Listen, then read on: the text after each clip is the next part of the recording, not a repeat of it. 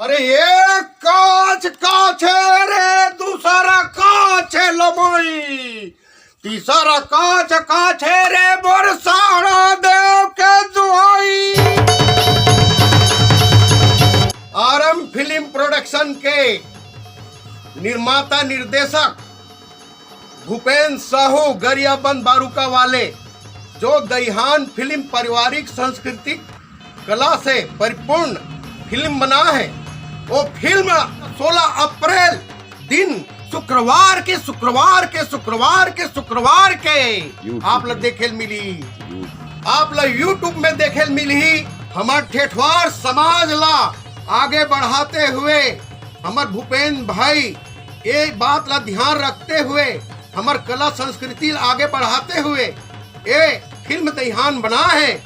film ये release होने वाला है, आप दिखने वाला है यूट्यूब में 16 अप्रैल दिन शुक्रवार के